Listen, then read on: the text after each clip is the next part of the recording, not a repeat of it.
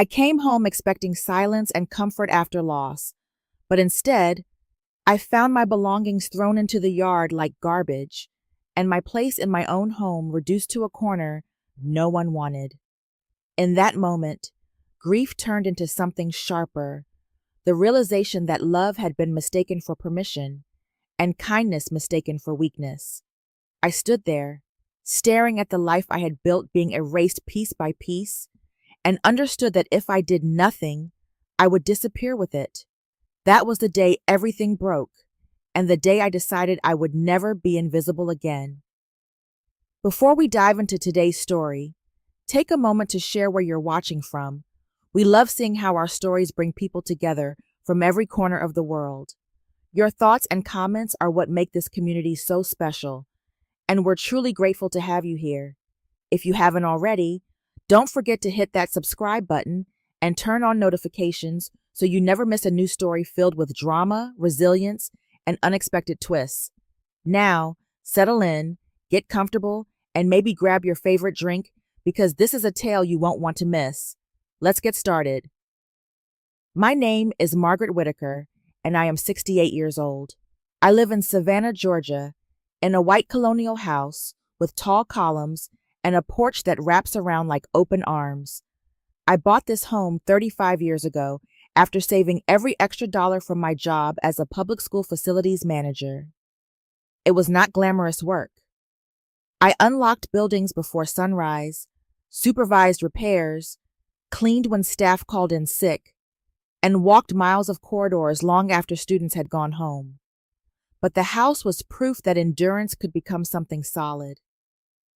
The wooden floors creak in familiar places, and the magnolia trees in the front yard drop waxy petals that glow against the grass. On humid mornings, the air smells faintly sweet, and for a moment, I can almost hear my husband's footsteps crossing the porch behind me. He served in the United States Navy for 22 years, and when he died, the folded flag and his medals became sacred objects in a glass cabinet near the staircase. After his passing, the house stopped feeling like shelter and became memory itself.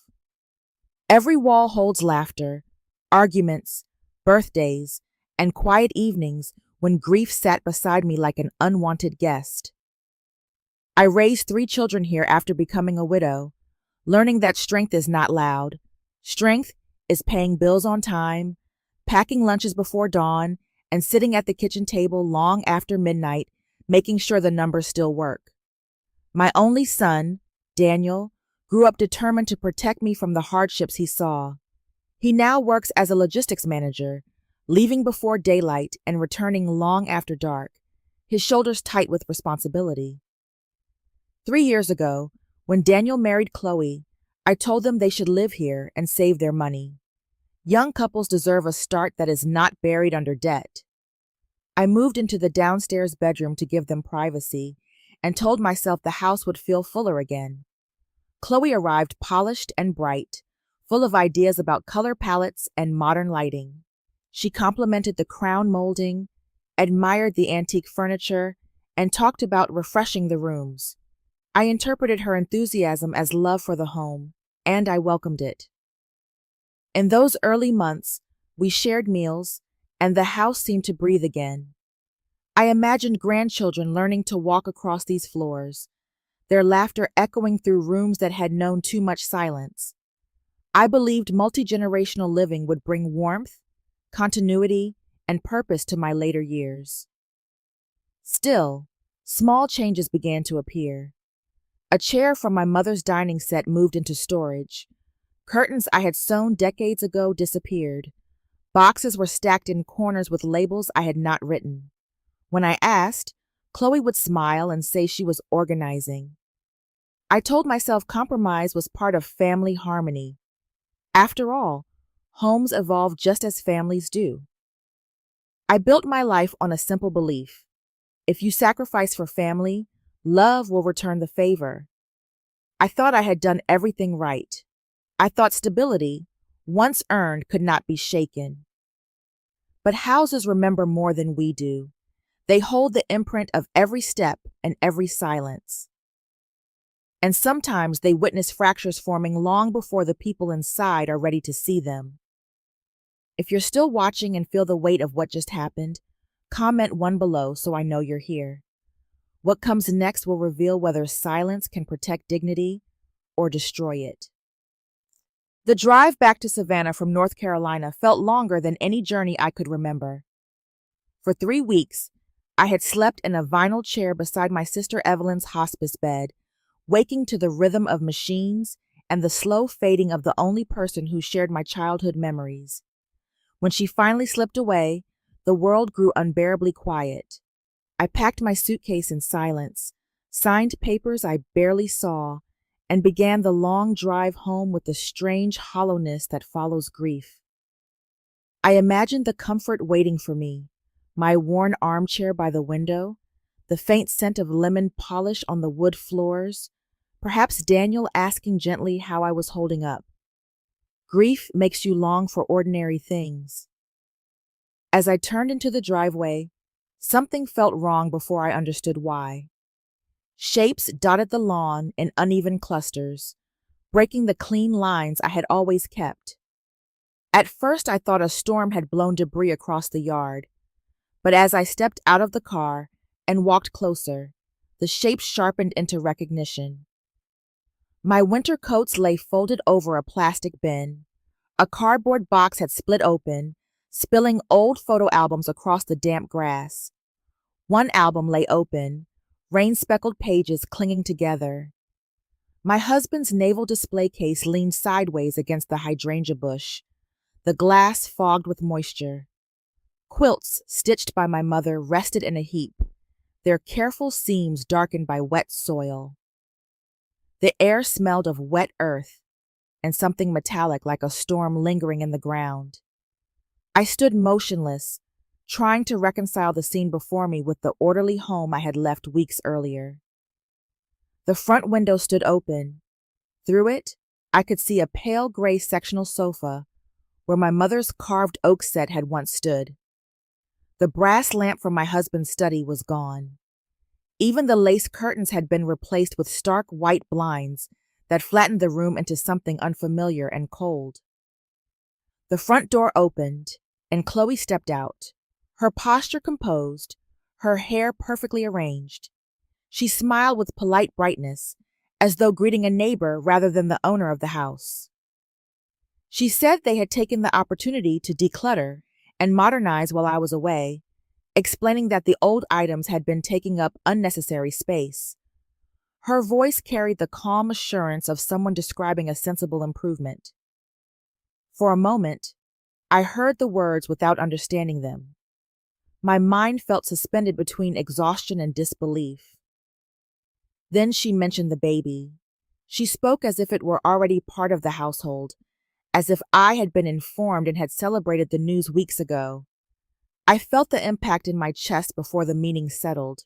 No one had told me she was pregnant.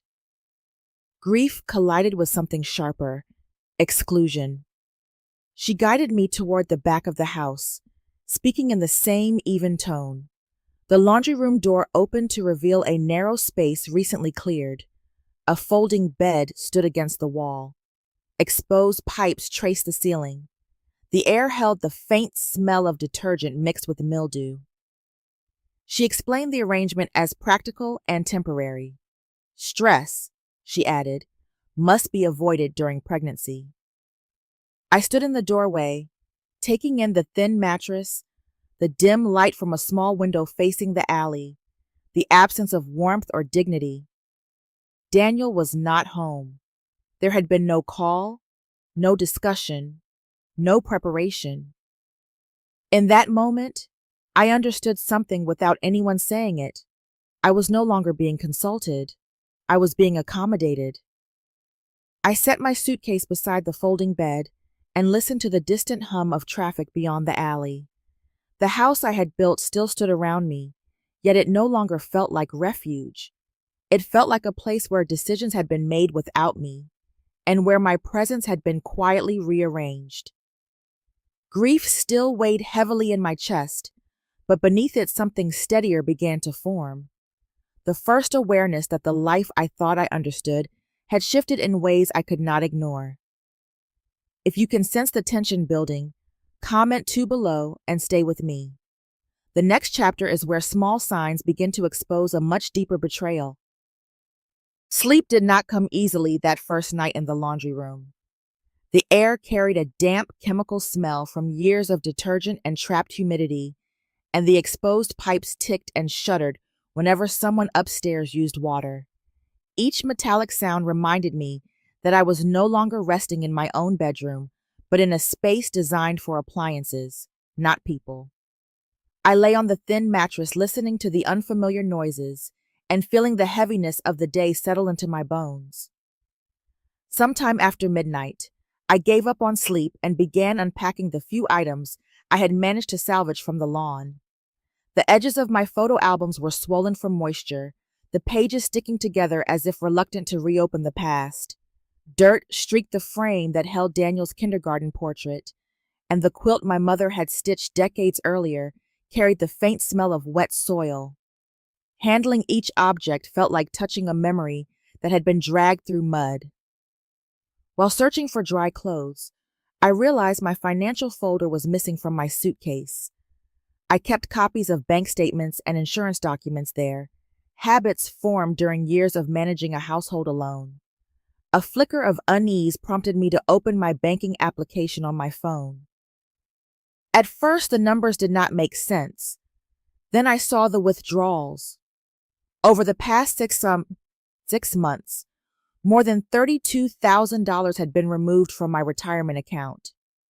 The entries were labeled in vague language: renovation, furnishings, design services, travel expenses. I scrolled slowly, my fingers growing cold despite the humid air. Several of the transactions were dated during the weeks I had been in North Carolina, caring for my sister. I sat very still, listening to the faint hum of the refrigerator upstairs, trying to steady my breathing. I had given Daniel emergency access years earlier, trusting it would be used only if truly necessary. I could not remember any conversation about renovations costing this much. In the morning, I stepped into the yard to gather what remained of my belongings. The grass was flattened in wide arcs across the driveway, as if heavy tires had pressed into the soil. I traced the marks with my eyes, recognizing the shape left by a moving truck. Mrs. Alvarez from next door was watering her roses when she saw me. She mentioned that workers had come by 2 weeks earlier and loaded furniture while I was away. She assumed I was redecorating. She also recalled delivery vans arriving regularly, bringing large boxes from upscale retailers. Occasionally, she said, she had seen guests arriving in the evenings when Daniel's car was absent. I thanked her and returned inside with a tightening chest. Daniel's work schedule kept him away for long hours. It was possible he had never witnessed any of it. Inside the living room, I paused and forced myself to look carefully. The antique oak dining chairs from my mother were gone. The brass reading lamp from my husband's study had vanished. The walls where family photographs once hung were bare, replaced by abstract prints in muted colors. The room looked curated, impersonal, stripped of history. This was not redecorating. It was erasure.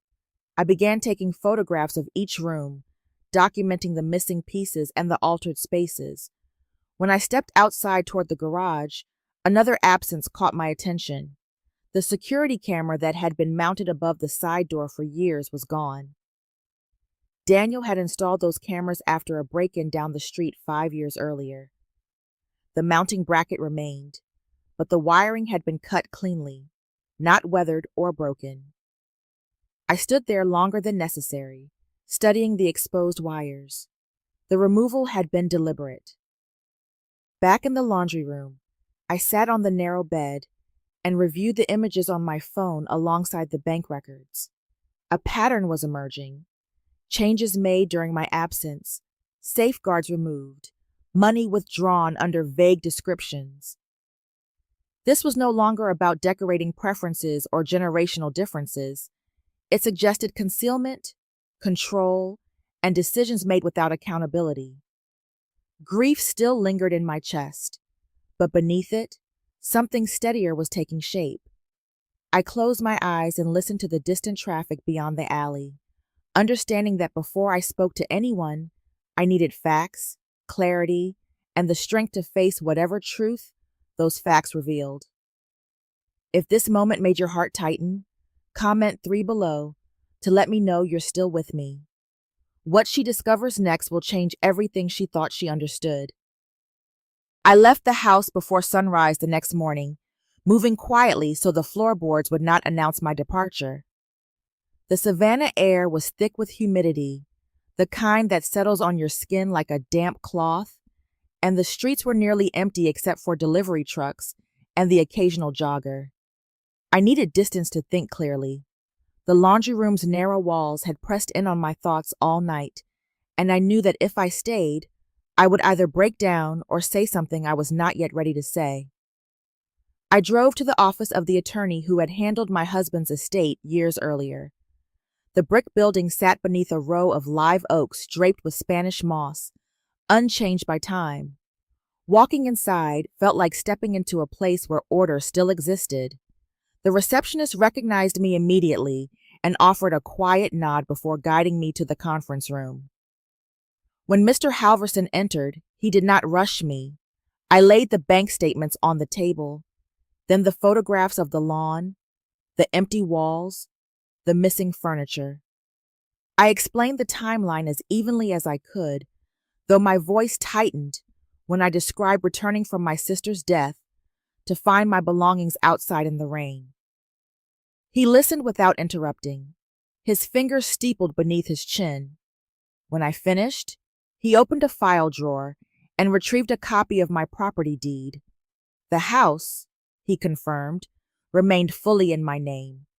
Because no formal transfer had been executed, Daniel did not legally own the property. He had permission to reside there, but permission did not confer ownership. The distinction settled over me like a weight and a relief at the same time. He explained that selling furnishings belonging to me without authorization could constitute unlawful conversion of property. The withdrawals from my retirement account had been made using authorized access, but without documented consent, they could qualify as financial misuse. His voice remained measured, but the implications rang loudly in my ears. I authorized immediate changes. We reset passwords, restricted account access, and activated transaction alerts. He recommended freezing any credit lines tied to my name and advised me to create a detailed inventory of missing items, including estimated replacement values. Every communication, he said, should be documented from this point forward. He also explained that I had the right to establish a written occupancy agreement outlining rent, reimbursement, and responsibilities. The idea of formalizing terms with my own son felt like swallowing glass. I hesitated, staring at the grain of the conference table while the years of motherhood pressed against my chest. He spoke gently, reminding me that boundaries do not destroy relationships. They prevent deeper harm. For decades, I had endured quietly, believing that absorbing discomfort preserved harmony. Sitting there, I began to understand that silence can also invite erasure. After leaving the office, I remained in my car for several minutes, watching commuters stream past as if life had not shifted beneath my feet. I stopped at a small cafe, but could not eat. Instead, I purchased a plain spiral notebook and a pen, tools for recording what memory alone might blur. When I returned home, Daniel's car was gone. Music drifted faintly from upstairs. I carried groceries to the laundry room and began to reclaim the space in small, deliberate ways. I wiped the surfaces, folded blankets neatly, and opened the narrow window to invite fresh air inside. The scent of damp detergent slowly gave way to something cleaner. I placed the notebook beside the bed and began listing what was missing, noting dates, observations, and questions. My hands trembled at first, but the act of writing steadied my thoughts. I realized I was no longer reacting from shock, I was preparing. Reclaiming control did not require anger. It required clarity, documentation, and the courage to define what I would no longer accept. If you're wondering how far this situation can escalate, comment 4 below and keep watching. The confrontation ahead will force truths into the open. That evening, Chloe informed me that her parents were coming for dinner. She spoke from the hallway without stepping into the laundry room, her tone practical rather than inviting. The announcement carried the quiet weight of obligation, as though the gathering had been arranged for purposes beyond hospitality. When I entered the dining room, I paused just inside the doorway. The table that had belonged to my mother stood in its familiar place, but the lace runner she had embroidered decades ago was gone. In its place lay a minimalist gray cloth that absorbed the light rather than reflecting it. The china cabinet had been rearranged, heirloom plates were pushed to the back, while modern white dishware sat front and center. Even the silverware had been replaced with sleeker pieces that felt foreign in my hands. Chloe moved with brisk efficiency, placing serving dishes with careful symmetry. Daniel stood near the window, shoulders slightly hunched, his attention fixed on nothing beyond the glass. He greeted me with a tight nod but did not meet my eyes. Her parents arrived precisely on time. Her mother offered a polite embrace that stopped short of warmth, while her father shook my hand with courteous firmness. Their expressions held the faint tension of people prepared for a delicate conversation. Dinner began with the harmless observations about Savannah's humidity and the changing neighborhood. The conversation drifted to the recent updates in the house, Chloe describing improvements with the enthusiasm of a real estate brochure. I listened quietly, noting the careful phrasing and the absence of any acknowledgement that the home had existed long before those updates. As plates were cleared, Chloe's mother leaned forward slightly and began speaking about retirement communities she had toured for a friend.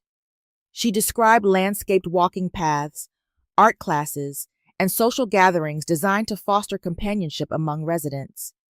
Her voice was gentle, practiced, persuasive. She spoke as though presenting an appealing opportunity rather than proposing relocation. Chloe added that preparing for a baby required calm surroundings and thoughtful use of space. She spoke about nurseries and sleep schedules, about the importance of reducing stress for expectant mothers. The words floated across the table, carefully arranged and unmistakably directed. I became aware that my future was being discussed as if I were a logistical detail rather than a person seated among them. Daniel's silence pressed against my ears, louder than any argument could have. I set my napkin beside my plate and spoke calmly. No one had consulted me before my belongings were moved outside, I said, nor before rooms were altered. My voice did not rise, yet the air in the room shifted. Chloe responded that the changes were necessary modernization, a way to bring the home into the present. I told them the house remained legally mine. Silence followed, thick and immediate. Daniel's head lifted, his eyes searching my face. Chloe's composure flickered, a brief fracture quickly masked. Her father cleared his throat and admitted he had contributed funds toward renovations, believing the property belonged to Daniel and Chloe. His confession carried embarrassment and confusion, revealing that he, too, had been operating under false assumptions.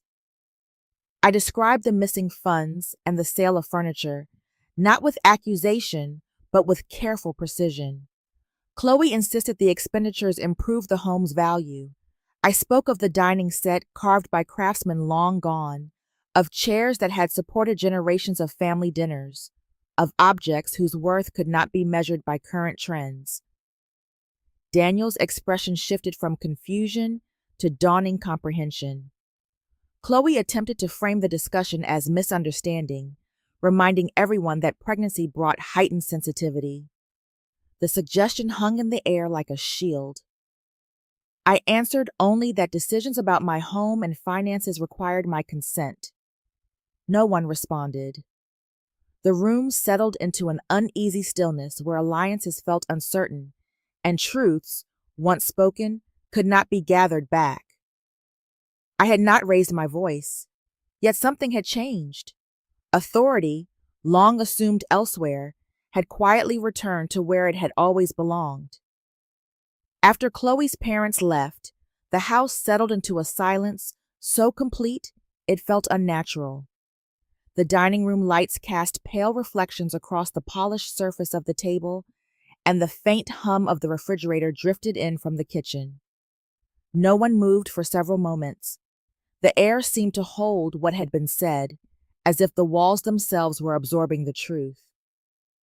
Daniel remained seated, his hands clasped loosely in front of him, staring at the empty plate as though it might offer answers. His shoulders sagged in a way I had never seen before, not with fatigue from work, but with the weight of realization.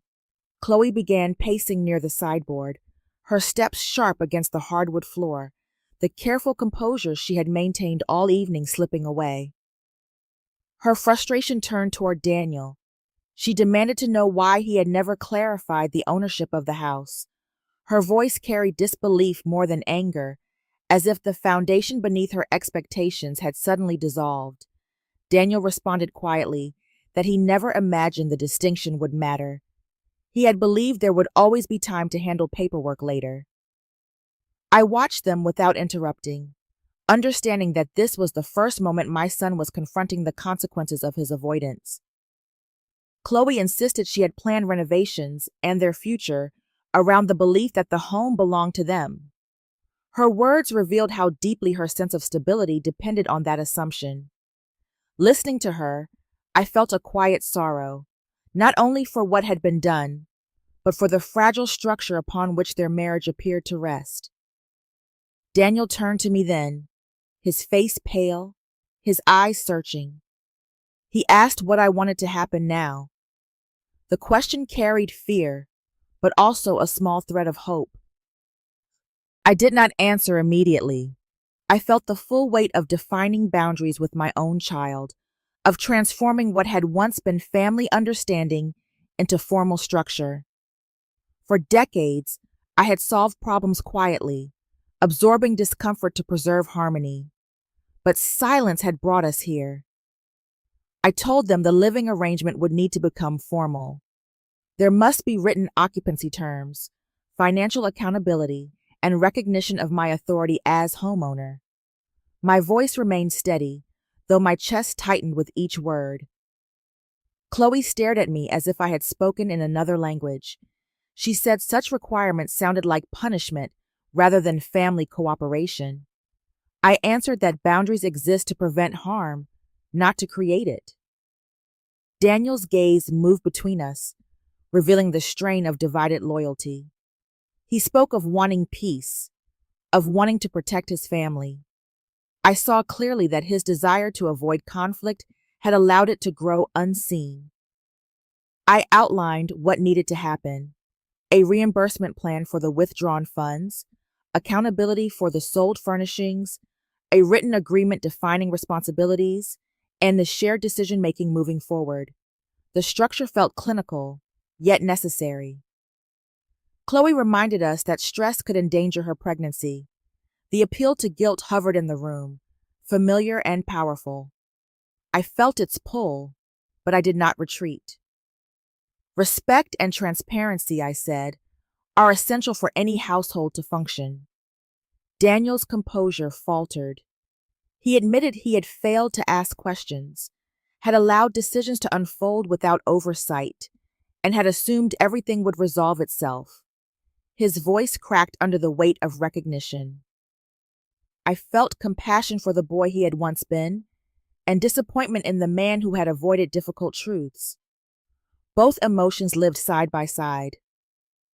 Chloe warned that financial repayment and rent could force them to leave. I answered that leaving was a choice, not my objective. Accountability was. The balance in the room had shifted. Chloe's certainty weakened. Daniel's confidence dissolved. My authority, long unspoken, settled into place with quiet finality. As the house fell silent again, I understood that whatever came next would redefine us permanently. Choosing dignity might cost the illusion of peace, but it was the only path that preserved truth and self-respect. If you feel the emotional stakes rising, comment 6 below so I know you're still here. Now, let's move on to Chapter 7, where the true cost of stress and silence becomes impossible to ignore.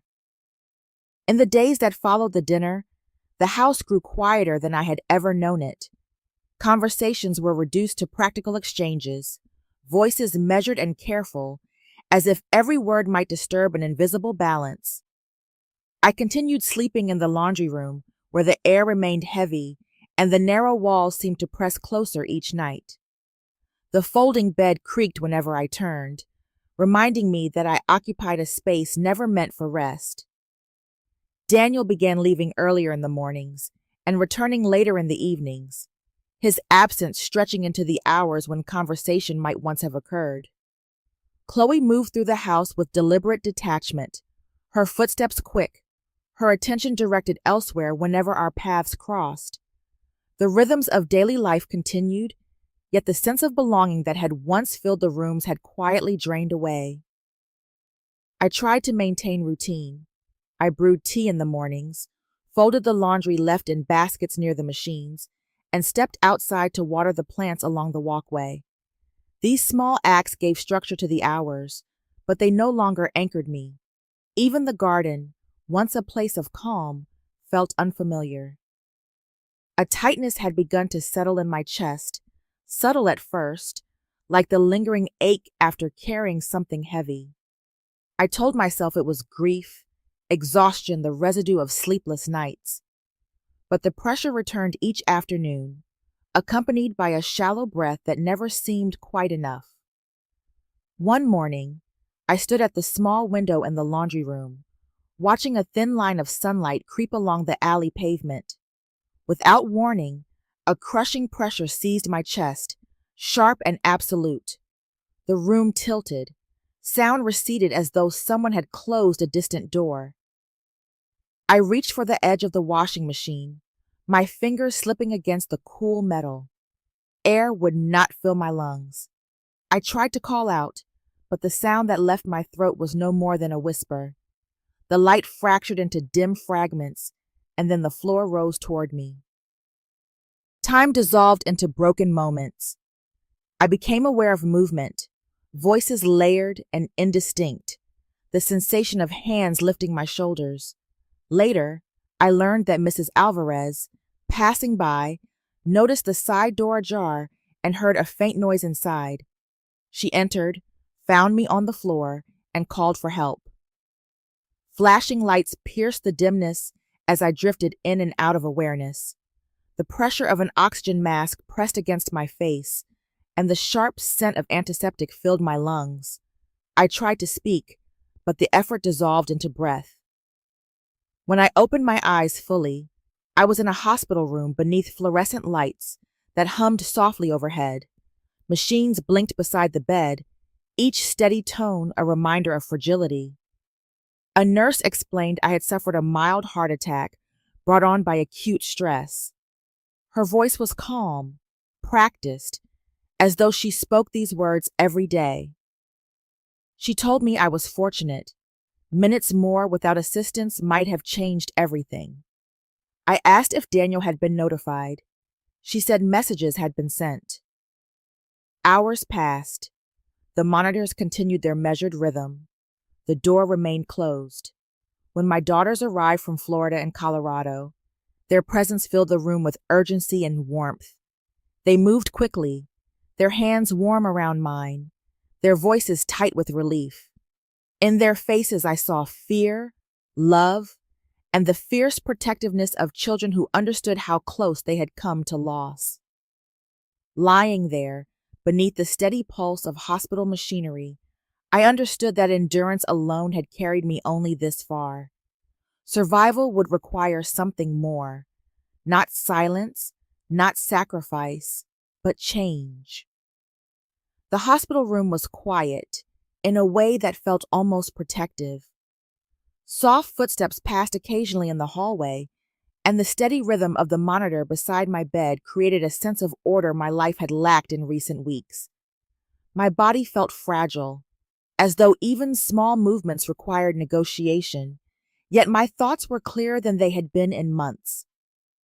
My daughter stayed close, rotating between the stiff recliner near the window and the chair beside my bed, so that I never woke to an empty room. Their presence filled the sterile space with warmth. They spoke in low voices, bringing news from home, adjusting my blanket, insisting I rest even when my mind resisted stillness.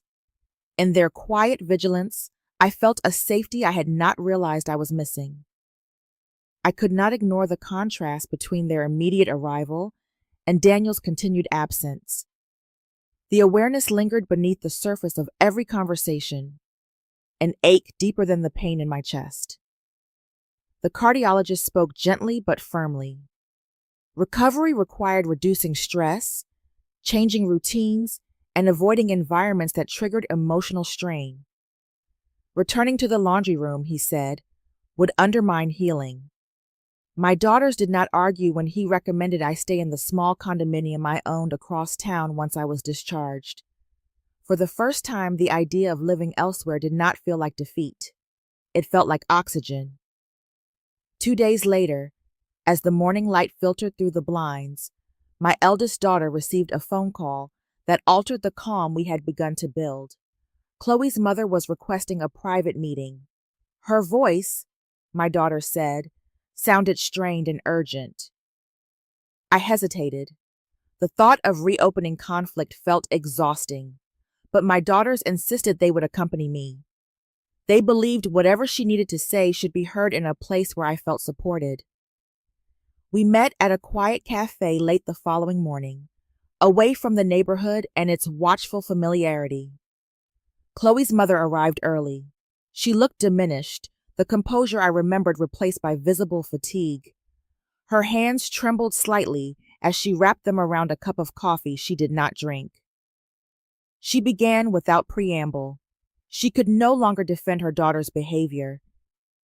The words seemed to cost her something. From her purse, she removed a small stack of documents. Credit card statements revealed balances that had accumulated long before the marriage, numbers climbing into tens of thousands. She spoke of compulsive spending that had followed Chloe since her early 20s, cycles of debt and rescue repeated more times than she could bear to admit. There had been other relationships, she said quietly, each promising stability, each ending when financial realities surfaced. Listening, I felt a slow, cold clarity settle over me. What I had believed was a sudden shift in character was part of a pattern. Then she placed a medical report on the table. The diagnosis was dated years earlier, a uterine condition that made natural pregnancy highly unlikely. The words blurred for a moment before sharpening again. My daughters exchanged glances heavy with disbelief. Chloe's mother slid her phone toward us, revealing messages in which Chloe described a plan to announce a miscarriage after securing financial stability. The pregnancy had never been real. Shock rose through me, followed by sorrow so deep it felt almost quiet. Anger flickered beneath it, but relief also surfaced. Relief at finally understanding the logic behind the manipulation. My daughters' faces tightened with protective anger, yet their hands remained steady over mine. Around us, cups clinked. A barista called out orders, ordinary life continuing as if nothing had shifted. I realized Daniel might know none of this. The truth, if spoken, would devastate him. Yet, leaving him inside a lie would be a different kind of harm. As we left the cafe, sunlight warmed the pavement beneath our feet. I felt physically weak, but something inside me had steadied.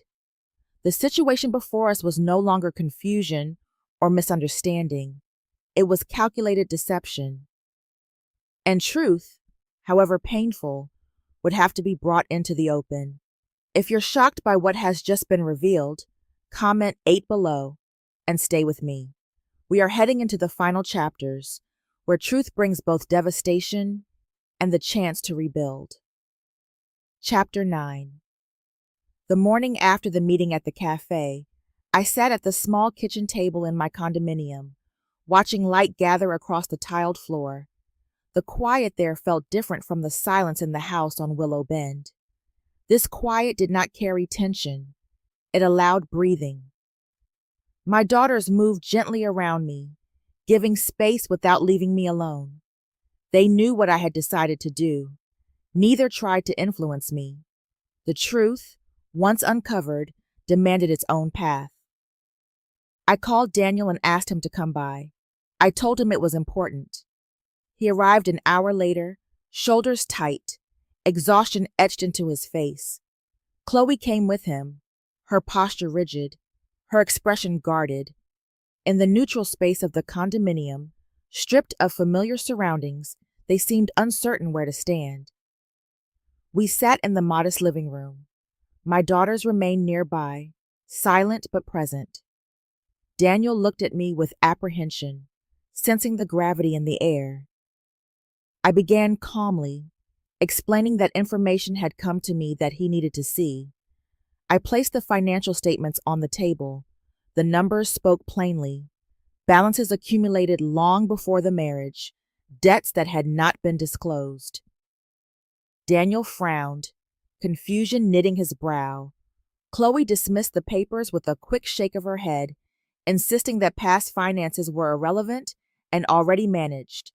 Her voice held an edge of irritation, as though the discussion itself were unnecessary. I then placed the medical report beside the statements.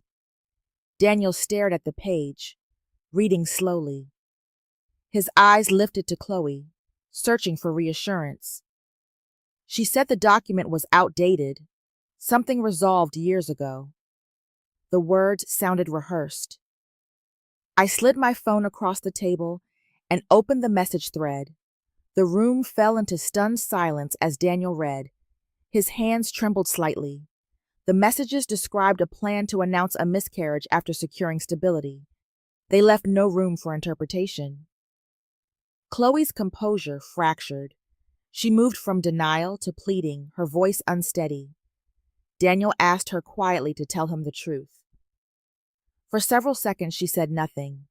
Then, in a whisper that seemed to drain the air from the room, she admitted the pregnancy had been fabricated.